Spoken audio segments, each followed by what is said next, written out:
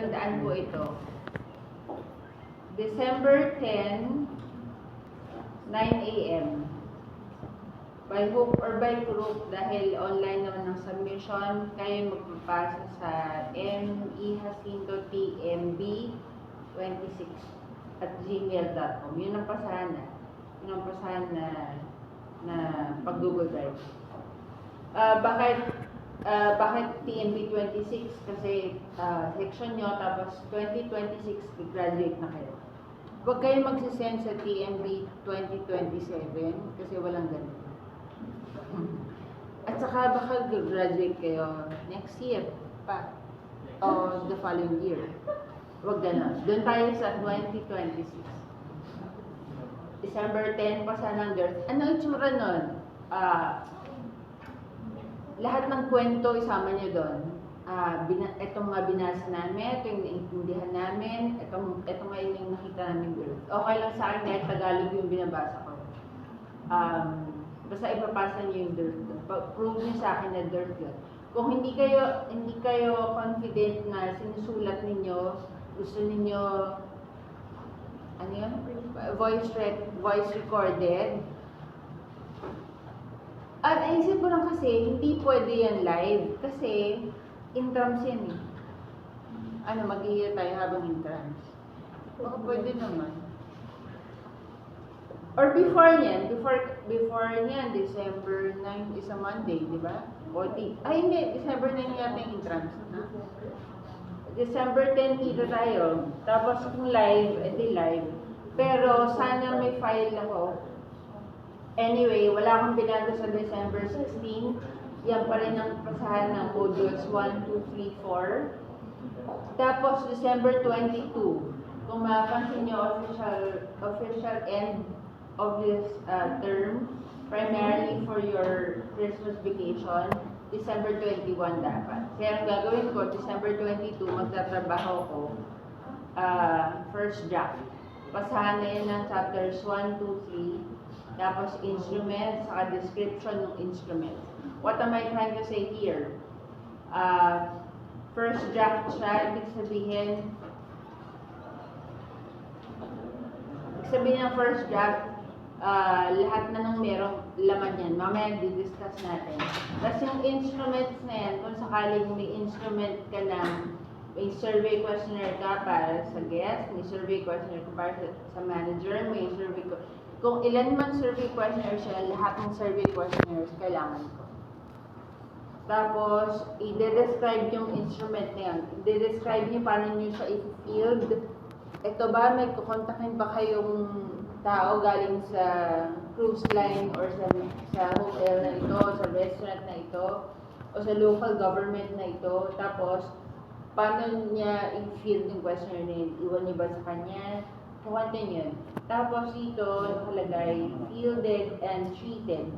Treated, ibig sabihin, statistical treatment. Bala kami bang bilangan lahat ng yes, lahat ng no? Pagkabilang nyo ng lahat ng yes, anong gagawin nyo? Pagkabilang ng lahat ng no, anong gagawin nyo? Buong January, papatak na. Dito ko lahat nilagay si reporting. So, buong January, para lang akong puro reporting. Siguro kailangan disregard nyo na to kasi baka mamaya mabilis ang tayo mag-report. Mamaya di-discuss ko kung ano yung questions para sa reporting. Okay. By the way, yung prelims ninyo, ang coverage ng prelims ay buong module na ginawa ko saka yung binili nyo. Yung dalawang module na yun. Yung prelims na yun, yun ang coverage. Ano siya, baka multiple choice lang. Dito naman, ang midterm exams nun, application ng module na binili nyo sa yung ginawa ko. So, ibig sabihin dito, mas maraming babasahin. Pero application siya nito, ni prelims.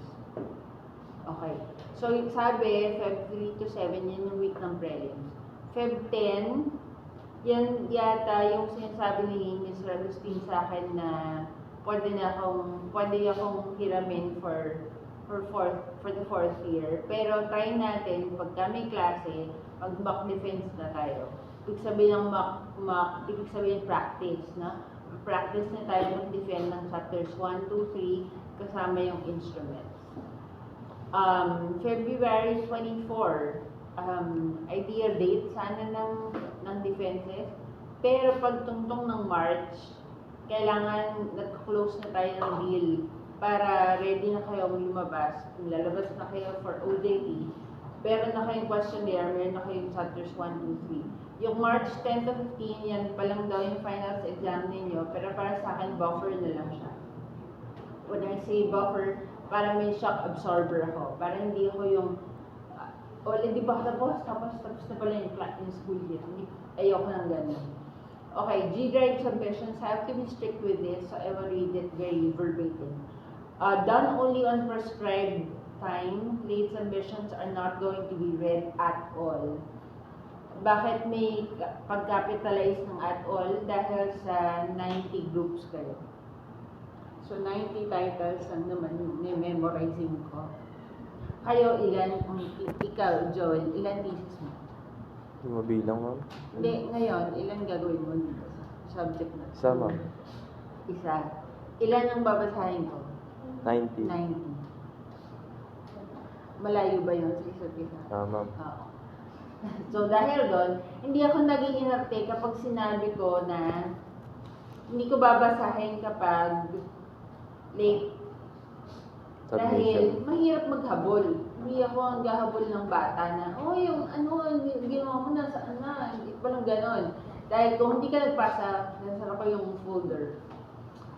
Followed prescribed format, wrong file names are not going to be opened at all. Uploaded through section's email address. Ano nga yung address nyo? mejacinto.tnb26@gmail.com. Uploaded in correct and respective folders. Ang folder, unang folder na makita nyo doon, DIRT. Ang DIRT ay, yung folder na yun, magsasara siya ng December 10, 9 a.m. Gumagamit lang ako ng military timer. First draft. First draft, ibig sabihin ang pasahan yan, honor before December 22, 9 a.m. Second draft, tinan nyo to. Second draft, depending on your speed. Honor before Feb 1. So what I'm trying to say is, kung December 22, tapos sinikad ko, binalik ko na agad ng December 24. Binalik ko na sa inyo. Walang kaso kung ibabalik niyo ulit sa akin ng ganong betsa. Basta nagtatrabaho tayo. So, ibig sabihin, may mga grupong maraming i-edit, may mga grupong konti lang yung i-edit. Huwag kayong ma-offend kung marami kayong i-edit kasi ibig sabihin lang nun, marami tayong i-refine. Ang siste lang, may mga mabagal mag-edit, may mga mabilis. So, sana mabilis kayo mag-edit. Ang sa akin, kahit na 90 groups kayo, I am committed to not spend a Christmas or a holiday or anything in between class hours kasi nga gusto ko graduate kayo on time. Okay? So, what I'm trying to say is ideal folders to, first draft, second draft, third draft. Ibig sabihin may mga grupo na 44th draft, 14th draft, no, ganyan. So, huwag kayong ma-offend. Again, ang gusto natin, makarating tayo sa final proposal na ready for mock defense ng Feb 10. So, ang sinasabi ko, ang end goal nating lahat ay Feb 8. Ilang araw mula ngayon? Ilang araw na lang? December 8, January 8, February 8, tatlong buwan. Roughly tatlong buwan. So, sa tatlong buwan na yun, kailangan na ayos na natin hanggang pulido na. Pulido na. Final proposal, mock defense, Feb 10. O, ma'am, anong gagawin natin sa Feb 9? Babasahin ko syempre. So, yung Feb 10 na yun na yung harap mo sa mock defense. Tapos, ito pangarap ko sa buhay ito eh. Nanalangin ako ng lakas ng loob. 48 to 72 hours after scheduled mock defense. Kailangan, pagka mock defense nyo, nabalik ko na may comment na, nabalik ko na agad sa inyo. Para, pag i-schedule ko na kayo, anywhere after Feb 24 onwards, yung availability ni na Dr. Abad sa ni Ms. Agustin at ng ni Dr. Galuweng at ni Dean, siguro wala pa si Dean. Pero, yung Feb 24, dapat yun na yung Rumaratsada tayo dyan. Ito po yung subfolder names. Ang subfolder name, gagawin ko kunyari, sinong group 1 dito? Kunyari, group 1 symbol. Lagi mong makikita yung folder ng group 1, 1 symbol, parating doon kayo magpapasok ng output niyo. O kaya, sorry. Ayun lagi yung file names niyo. 1 symbol. Pero, ito pala yung file na example ko. Kunyari, 1 symbol, underscore first draft, underscore, kung kailan kayo nagpasa. Kailan ang una natin dapat pasa? December 22. Kunyari, nagpasa kayo December 22. So, mangyari, 1 symbol, underscore first draft, underscore December 22. Tapos, ang bilis ko, nansikan ko agad, binalik ko agad sa'yo. So, mangyari, i-observe mo yung editions ko, lalagay mo na doon, 1 symbol, underscore second draft, underscore. Okay, mamaya, pupuntahan kayo sa pang file na kailangan nyo doon. Pupuntahan ko muna to. Miss Class Rep, medyo dadagdagan kita ng trabaho dyan.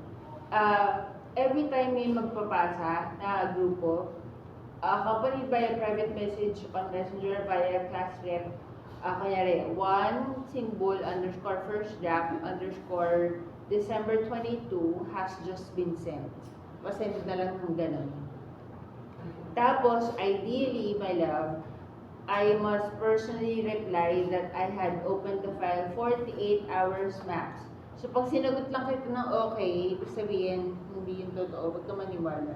Ibig sabihin, hindi ko chinek, o kaya kulit naman itong class rep na to, sagutin ko na lang, okay. Pero ang mahalaga, nakita ko talaga, nabuksan ko. Kasi di ba minsan papasa kayo yung corrupted yung file? Minsan corrupted pala yung file, tapos sabi ko, okay, tapos ang tagal-tagal na sa akin, akala nyo, checkan ko, pero hindi ko pala checkan. Kasi nga nag-pretend lang ako. Magaling ako dyan. Paalala ko sa'yo, magaling ako mag-promote. Pero kasi kung 90 groups na kayo, ngayon, ano ba ako, tatawa-tawa ba ako? Sa mga susunod, hindi na, uy. Wala nang ganun. Okay, if I had missed replying, that means your file may still have not been seen. Follow it up via class rep every 24 hours. So, okay lang sa akin kahit na sobrang kumulit kayo. Ba si Miss, what's your last name? Miss Delefran, tapos lagi niyang sasabihin na, sinasimbol po, nag-follow up po pwede naman hindi English. Pwede, para mabilis lang natin basahin. Kasi may mga nagsasabi na good morning po, gusto ko po sa... Ang tagal. Kasi ano ba talagang gusto mong sabihin? Okay. Dito wala naman akong binago. Yan pa rin yan. Yan pa rin yan. Pare-pareho lang. Okay. Sige, bababa lang ako para wala akong ma-miss. By the way, ito pala yung nakalimutan ko din kaninang sabihin. Sabi ni Mr. Agustin, may binabayaran daw kayong defense fee. Dito yun eh. Dito. Defense fee ito. Upcoming fees to settle. Hindi niya sinabi kung magkano talaga, pero ang pagkakabanggit niya sa akin nung huli, parehong may fee. Research 1, bago mag-defense may fee. Research 2, bago mag-defense may fee. Bawat estudyante. Parang ang fee ay 400. Parang yun ang sabi niya. 400 plus. 400 plus. Hindi, 400. Yun ang sabi niya, 400. So anyhow, sinabi niya kasi sa akin yung summary na yun. Laki naman nun. Lahat yung babayaran ng bata. Hindi. 400 lang yata sa inyo. Pero yun nga, tigisa yun. Parang hindi kayo na surprise. Surprise! May babayaran. Hindi pa napagpasa. Ayun lang. Ang tanong, hindi ko alam to eh. Alam ko sa mga ibang colleges, kunyari nag-defense, kunyari nagbayad, di nakapag-defense. Tapos hindi umasa. Sa ibang colleges, bagsak yun. Ibig sabihin, ulit, bayad ulit. Ewan ko sa inyo. Paano pag di nakapagbayad? Baksak na. Ay, hindi ka mag-graduate eh. Pero hindi ka makapag-bayad. Kasi sa accounting ka mag-bayad, hindi sa amin. Malaking figures eh. Na anong ma-account? First student yun. First. 400 per Tapos 90, tapos times 4. Pero syempre hindi sa akin lang pupuntahin dahil mayroong kuryente naman sa eskwelahan, mayroong... At saka divide and by lang kami. Si Dr. Kaluwan, si Dr. Abad, si Sir Agustin, ako, si Dean, si Sir Al. First student eh. Huwag niyo nang computin to, mga alam mo, kinayayaman ko yun. Ang tuition ko sa Lasal, 80,000. Oh, saan kaya? Saan ang kinaya ng binaya niyo sa akin? Okay. Okay, natira ko to. Pangit pa nung natira ko. Natira ko to. Moo naman si Melvin, so okay lang. Ito, natira din natin pa. Ito, ginaman ko kayo ng... parang sorry, hindi pala yun. Ginawan ko kayo ng laman. Halimbawa kasi sa mga susunod na araw, wala na, hindi nyo ako kasama lagi. Halimbawa, abstract, ano laman nun? Halimbawa, acknowledgement, ano laman nun? Dali niya yan, hindi ko na yung isa-isa. Halimbawa, mamaya bigyan ko kayo ng sample kung paano ko siya ginawa in my own study. Halimbawa, theoretical framework, ano laman nun? Tagalog dyan baka sabihin nyo sa akin, Inglesero lang ako. Scope and limitation, anong laman? Ito pag scope, ito pag limitation, ito laman. Okay, hindi ko na yan haguran, kayo nang bahala magbasa. Sa exams kasama yan. Okay.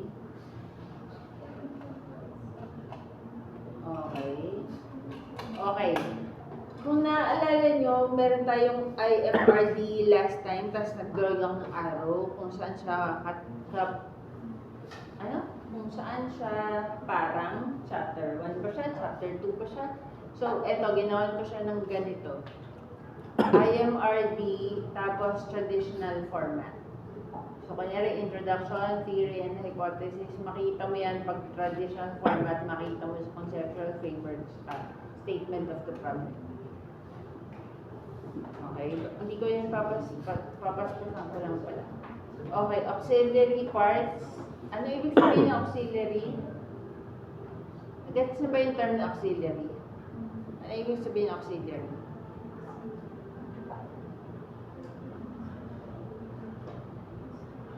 Is it the first time you're hearing the word auxiliary? No, right? Oh, what do you mean by auxiliary? In Tagalog, ano auxiliary? Ang auxiliary ba, sorry, yes, what do you want to say? Dagdag. Dinagdag ko siya. Pag ba nawala siya, may sense na wala siya.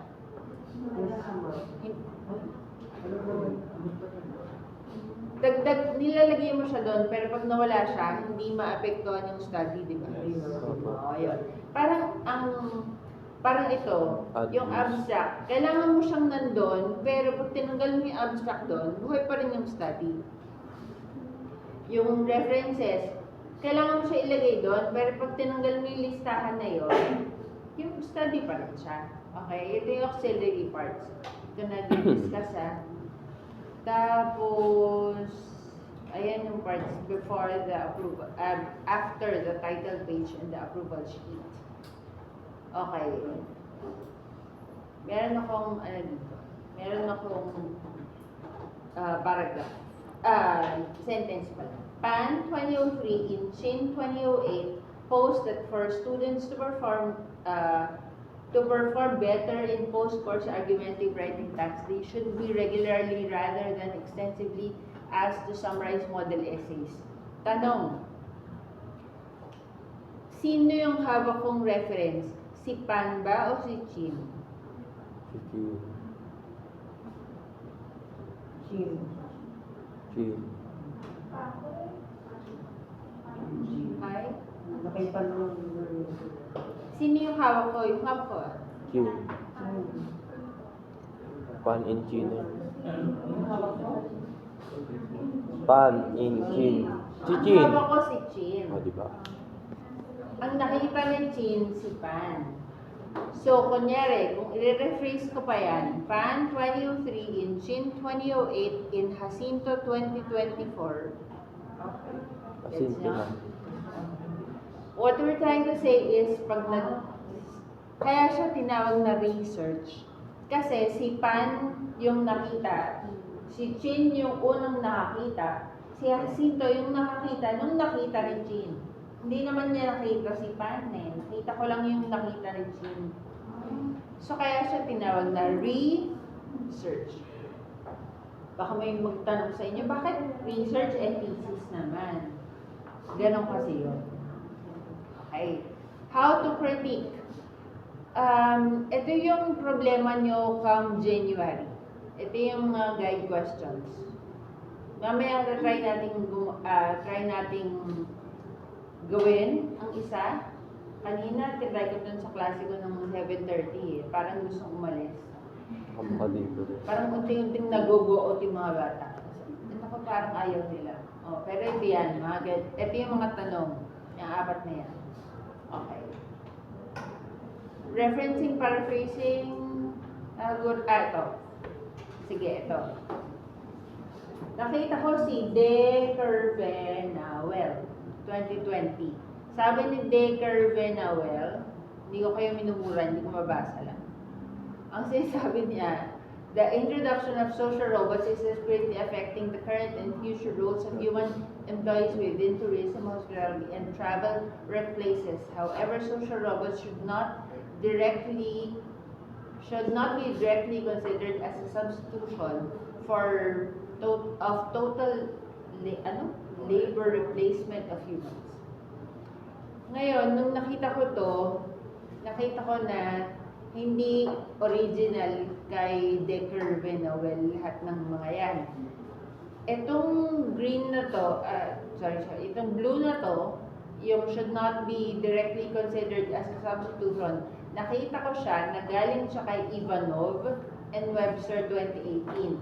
Or hinanap ko si Ivanov and Webster 2018.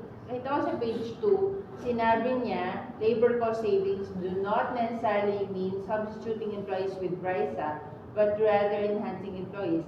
Ibig sabihin, itong mismong phrase na itong do not necessarily mean substituting employees, itong nilipat ni De Kervenawel, ayun yung phrase. Next.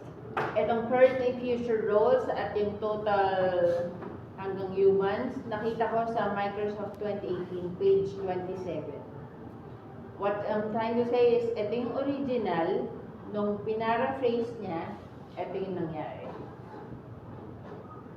Ibig sabihin, pag nagkuha tayo ng literature o nagkuha tayo ng DERT, kukuha tayo ng original texts. From the original text, ililipat natin siya sa paraphrased version para magawa natin yung chapter 2. Don't worry, explain ko yan lahat mamaya. Hang on. Okay, next. Binasa ko naman si Wu et al. 2023. Sabi et al. Lisbon and others. Latin yun. Itong paraphrase version ni Wu, sabi niya, authenticity plays a crucial role in adding value to an experience. Yung words na authenticity, nakita ko yan lahat kay Zatori. Dito sa page na to, dito sa page na to, dito sa paragraph na to, sa paragraph na to, sa paragraph na to, lahat yan nakita ko sa page 113. Pero sa unang citation niya ng authenticity, sinayad niya si Hangrove 2002. Ibig sabihin, nakita ko si Wu, pero si Wu nakita niya si Zatori nakita niya si Hangrove. Okay? Ganun din yung mga sumusunod. Yung higher quality naman na word, nakita ko yan dito kay Wu, pero ang ginamit niya na adding value. Similar pa rin yung meaning. similar pa rin yung meaning, pero di ko pwedeng gamitin mismo yung higher quality at ilipat ko dun sa kabila without paraphrasing. Bakit? Kasi yun nga yung tinatawag na plagiarism. At saka syempre, pinaprotektahan natin yung intellectual property rights. Tenses. Hindi ko na ito i-discuss, pero para lang may guide kayo. Kunyari, gagawa na kayo ng proposal. Proposal ko lang itong subject na to. So, ibig sabihin, pag chapter 1 ang susulat, introduction, ito yung tense. Gets nyo? Okay. Next, pag gagawa na kayo ng, ito na yon. Pag gagawa na kayo ng, pag fourth year na kayo, gawin nyo na ulit. Meaning, i-edit nyo. Kasi kanina, di ba sa taas, kung mapapansin nyo, kunyari, ang significance of the study, simple future pa lang. Pero pagdating sa fourth year na kayo, ang significance of the study, naging present na. So, di ko na yun di-discuss kayo ng, siguro kailangan nyo lang memorizein para sa exam. Pero other than that, hindi naman siya ganun kahalaga. Pa. Sa ABA usage, pwede nyong i-check yung website nila, pero ginawan ko kayo ng questions para may guide kayo. Kunyari, in preparing your reference list, what kind of reference are you holding? Is there an author? If there is, how many authors are there? Kasi sa APA, magkakaiba pa rin. Pag isa yung author, pag dalawa yung author, pag tatlo yung authors, more than 6 yung authors. Magkakaibang format nila. Pag magazine, iba yung format. Pag libro, iba yung format. Pag research article, iba yung format, and so on. Hindi naman yun memorize, pero kailangan yung i-cite ng tama. Huwag niyo akong bigyan ng ganung problema, yung simpleng APA. Kasi pwede mo yun ipa-chat GPT. Pasok mo lang sa chat GPT, siya na yung pagsasabi kung ano ba yung naunang, sino ba yung author na una, ano bang year siya maglalagay doon, ganyan. By the way, since nabanggit ko rin, yung AI, okay lang sa akin mag-chat GPT kayo. Basta pag nagpa-defense ako, alam niyo kung paano siya naging gano'n. Halimbawa, ginalaw ni chat GPT yung structure ng sentences, okay lang. Pero pag tinanong ko sa'yo, bago siya mag-defend, pag tinanong ko sa'yo, bakit ganun yung sentence, saan siya galing? At least alam mo kung saan siya galing. Okay? ChatGPT. Huwag mo ko sagutin ng galing kayo. Mga ganun lang. Si ChatGPT, dito niya Ginawa. Etong page, ma'am, ito. Parang ganito, parang ito. Saan ba yun? Ayan. Malamang kasi ang gawin ni ChatGPT ito. So, papakita mo sa akin ito. Yung buo na yan. Ako naghanap niya na. Walang binigay si Zatori sa akin. Hindi kami friends. Ako naghanap niyan. Hinanap ko kung saan galing to. Yun, Okay. panapit. So, parang ganun yan. So, pag pinasa niyo sa akin ito, pero hanapin ko to. Okay, next. Ginawan ko rin kayo ng, ayan. To whom are you directly submitting this research? Siyempre ako una. Tapos susunod sa panel members. Tapos susunod office of the college dean. Pag si dean na yon, ibig sabihin you're submitting it to the College of Tourism and Hospitality Management. Yun ba yung college na? Oo.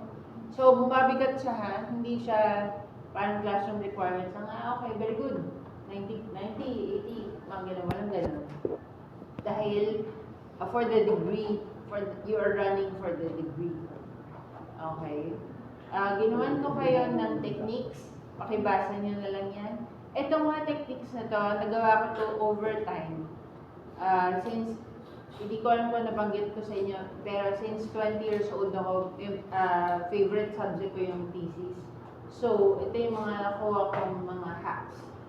Ginawan ko kayo ng hacks dyan. Hanggang number 7.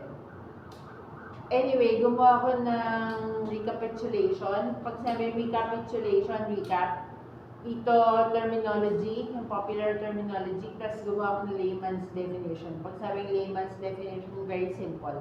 Halimbawa, Halimbawa, theoretical literature, parang hirap niyang ipaliwanag pero ginawa kong ganito. Puts together the theories and its applicability to a specific industry where the research topic revolves around in order to show how all those existing theories point to the need to another similar study, for another similar study.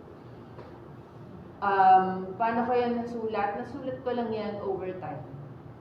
What am I trying to say? Pinadali ko yung definition, kahit saan libro kayo maghanap, wala kayong makitang ganyan kadadaling definition. Halimbawa, data. Data. Ang data, ibig sabihin, ang mga sagot sa mga tanong sa tools na mas pinakitid. Naintindihan niyo po ba yung kitid na word? Okay, kala ko kung matanda lang yun. Na mas pinakitid from the research questions kung kinuha ang mode, ano ang mode, at anong set ang pinagkunan ng mga mode. Ganun eh.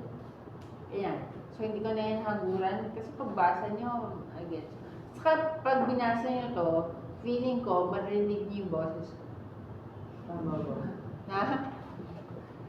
I mean yung katahan kong boses. Okay. Pag APA pala, itong website, sorry. Itong website. Tapos 2 ako. Meron kayong merong mga website na anong tawag doon? Curated na APA entries. Wag niyo yun masyadong paniwalaan kasi incomplete yun. So kung ako sa inyo, dito na kayo titingin agad sa APA style. Okay? So wala na akong utang dito. Okay na, personal reminders na lang yan. From me to you. Sweet. Okay. Hindi pa ganon, from me to you. Okay, ngayon punta